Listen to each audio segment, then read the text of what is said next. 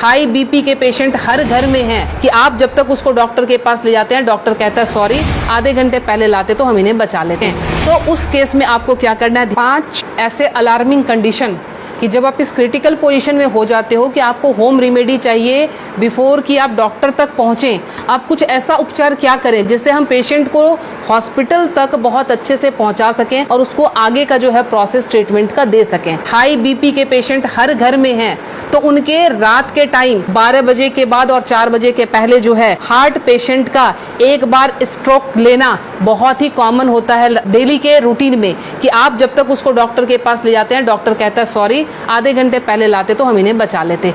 तो वो time spam आपको कैसे बढ़ाना है ताकि हम मरीज को ट्रीटमेंट दे सकें।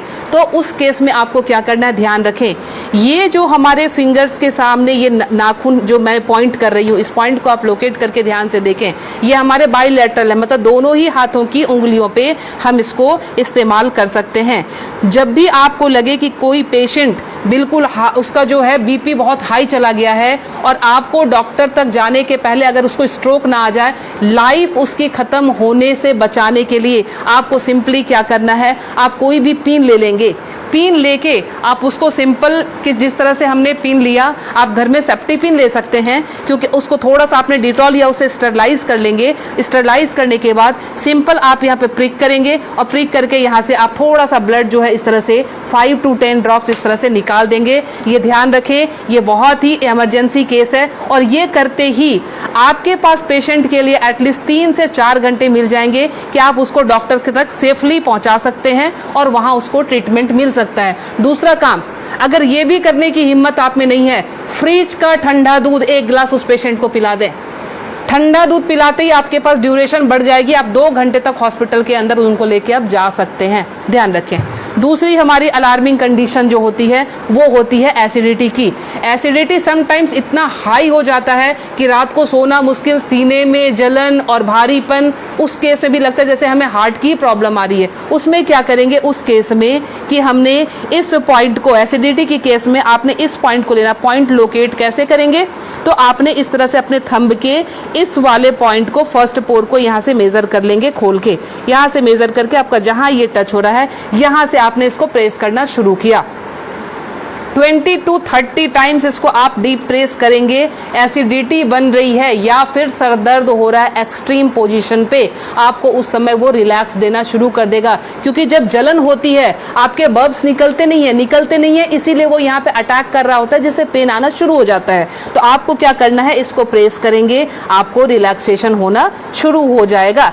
तीसरी चीज, हमारे मोशन सिकनेस या हम ट्रैवल कर रहे हैं तो हमें वॉमिटिंग आती है या जनरल केस में भी अगर वॉमिटिंग आती है या नोजिया रहती है, वॉमिटिंग टेंडेंसी, वॉमिटिंग आ नहीं रही है बट ऐसा लगता है कि वॉमिटिंग आएगी, इस केस को हम कैसे हैंडल करेंगे।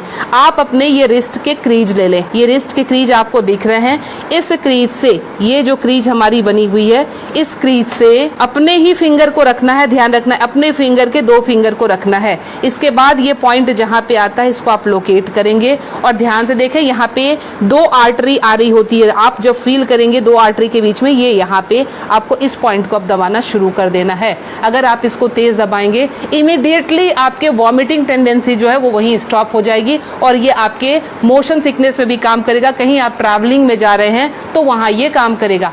अब मोशन सिकनेस को रोकने के लिए घरेलू उपाय क्या करें। पुराने जमाने में ध्यान है आपको 10 पैसे के और 5 पैसे के सिक्के मिलते थे, वो सिक्के अगर आपके पास हैं तो सिक्के को सिर्फ मुंह में रख लेना है, कुछ नहीं करना है। वो रख के, या पान के पत्ते, ध्यान रखें मैं पान खाने की बात नहीं कर रही हूँ, उसमें गुलकंद और वो सब मिलाने की, मैं सिर्फ कह रही हूँ पान के पत्ते, वो आप चबाते हुए चले जाएंगे, आपका मोशन सिकनेस जो है वो कंट्रोल हो जाएगा। तीसरी चीज जो आती है एलर्जिक अस्थमा की, मतलब एक ही आपको स्ट्रोक आया और आपके जो है बिल्कुल सांसें फूलनी शुरू हो गई, सांस नहीं आ रही है, हेवीनेस आ रही है, उस केस में आप क्या करेंगे, अपने नाक को खोलने के लिए ताकि ब्रीदिंग आपकी एकाएक स्टार्ट हो जाए, आप अपने हाथ को लेंगे और इस तरह से नाक को सटाएंगे। नाक की टिप जो है हाथ के जिस पार्ट को टच कर रही है उसको दबाना शुरू करेंगे और ये बहुत पेनफुल होता है, ध्यान रखें। आप अपने आप भी इसको दबा नहीं पाएंगे, बहुत ज़्यादा ज़्यादा पेन होता है। हमने पेशेंट को ऐसे किया, ये टिप जहाँ पे आया, और ये 90% पेशेंट को ये पेनफुल वैसे भी होता है। आप उठा लीजिए, अब ये यहाँ पे इनका टच हुआ था, ये जब हम दबाएंगे 90% पेशेंट को वैसे भी, क्योंकि हल्के हल्के एलर्जी की प्रॉब्लम इन दिनों महामारी के बाद लंग्स सबके वीक हुए हैं, तो सबके जो है ये प्रॉब्लम रहती ही रहती है। लास्ट में आपको बता रही हूँ इंसोम्निया के लिए, नींद नहीं आती है उस केस में आप क्या करेंगे। नींद नहीं आने के केस में हमने क्या करना है कि ये हमारा ईयर लोब है, ये पूरा सेक्शन जो है ये ईयर लोब का है। रात को आप क्रीम या तेल लेकर इस सेक्शन की इस तरह से हल्के हल्के हाथों की मसाज देंगे। ये हल्के हल्के हाथों की मसाज देंगे, इससे आपको नींद आनी अच्छी शुरू हो जाएगी। साथ में और क्या इंक्लूड करें, हमारा जो टॉप ऑफ द हेड है, बिल्कुल सर का ऊपरी सिरा, यहाँ पे आप टैपिंग करेंगे। टैपिंग करने का मतलब हल्का हल्का आप इसको ठोकते जाएं, ये इसको वाइब्रेट करें। वाइब्रेट करने का मतलब आप यहाँ से जो है एनर्जी हमारे जा रही है नीचे, क्योंकि आपको पता है ये माउंटेन बना हुआ है, यहाँ से एनर्जी का फ्लो शुरू होता है, तो ये एनर्जी जो है पूरी जगह जाएगी और आपको बिल्कुल काम कर देगी, शांत कर देगी। तो ये 5 अलार्मिंग पॉइंट्स आपको हमेशा के लिए याद रखना है। पता नहीं आज आपने देखा, भूल गए, कल आपको जरूरत पड़ जाए, तो इसलिए आप प्लीज़ इसे सेव कर लें, अच्छे से देख लें और समझ जाएं, और अपना ट्रीटमेंट एमरजेंसी केस में ज़रूर कर लें। मैं Leena Shrigyan, naturopathy and alternative therapy expert, नई दिल्ली से। मुझसे मिलने के लिए करनाल प्लस से संपर्क करें।